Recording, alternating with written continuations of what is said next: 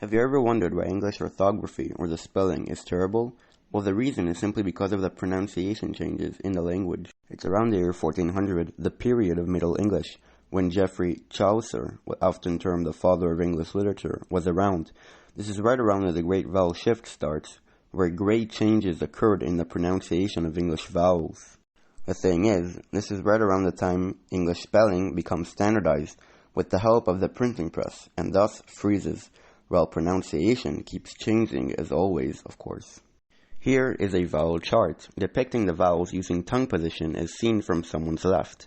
At the top left we have an E sound, at the top right we have an U sound, at the bottom we have an A sound, and in between are the E and O sounds. This is the official IPA, or International Phonetic Alphabet, vowel chart, with descriptions for each vowel in the vicinity of its opposite tongue position. This chart also includes rounding, where simples to the right are vowels pronounced with the lips rounded, such as oo, and vowels on the left are unrounded, such as eh. The English of 1400, or late Middle English, had the following vowels: short, long, and diphthongs, with an example word for each vowel written near it. Keep in mind that this is only a rough guess of the average quality of the vowel. Lots of variation existed, of course, throughout all the timeline.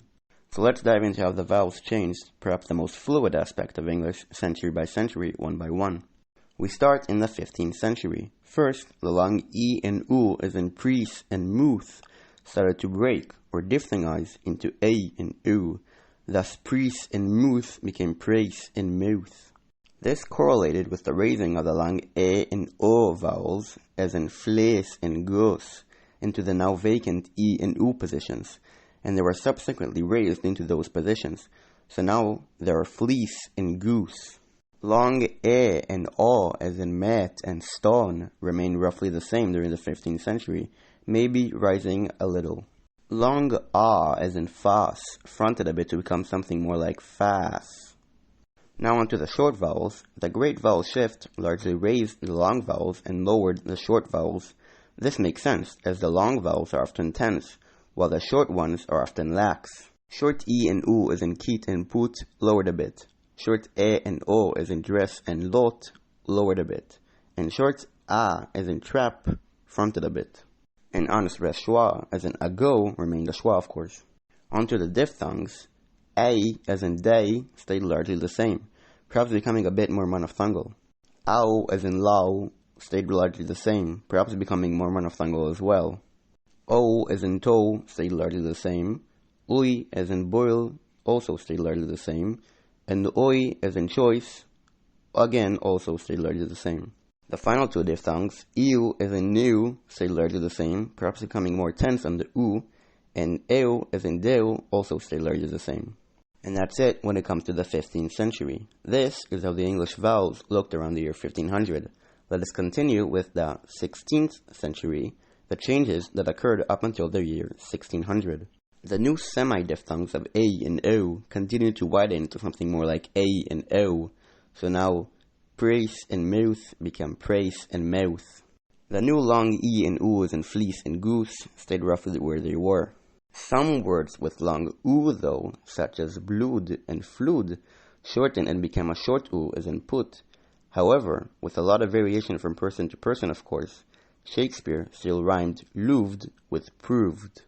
Long A and O as in met and stone raised to become E and O, although some words with E as in dead or head shortened and instead of raising, merged with the short vowel E as in dress, and heart even merged with the short A as in trap and pam.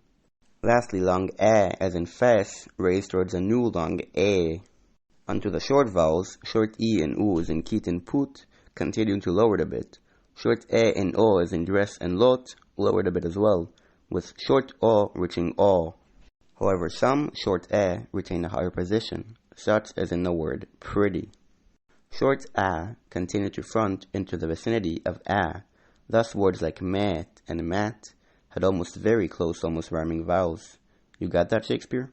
And lastly, schwa stayed of schwa, of course. Now the diphthongs, O as in toe, raised and started to monophthongize.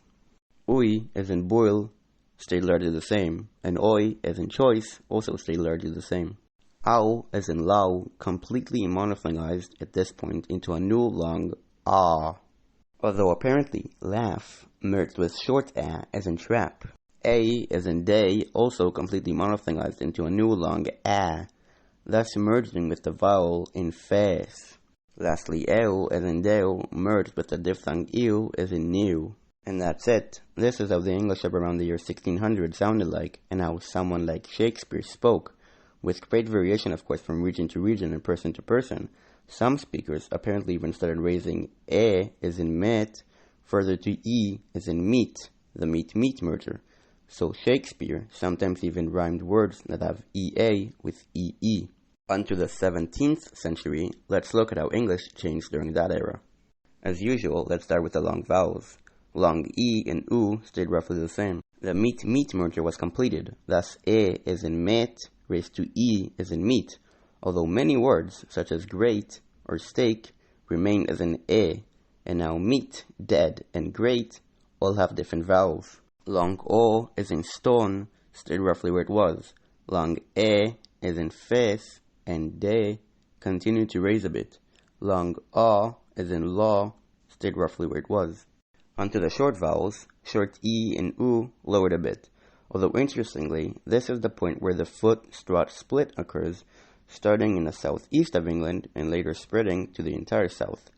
Some words with short u as in kut and blood unround and lower a bit to become u.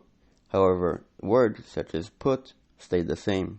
To this day, the north of England largely didn't go through this change, thus they still pronounce kut and gun with the vowel in put. Short e as in dress stayed roughly where it was, but short o as in lot continued to lower into a, except before r.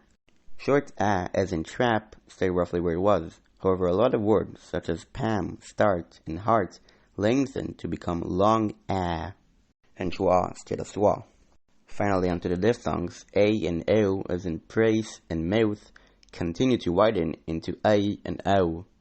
O as in toe completely monophthongized into the long o as in stone. Oi as in boil merged into oi as in choice. However, some regional varieties at the time apparently merged it with a or I as in price. Lastly, ew as in new stayed roughly where it was. And as we reach the year 1700, the great vowel shift draws to a close, and early modern English becomes modern English, with the language starting to really become familiar to how it is spoken today. You would in all probability be fine speaking somewhat from the year 1700. As Britain starts to expand all over the world and soon becomes a superpower, English becomes one of the most important languages in the world, with diverse accents going into the 18th century. In the next video, we'll explore how English vowels continue to change to the present day.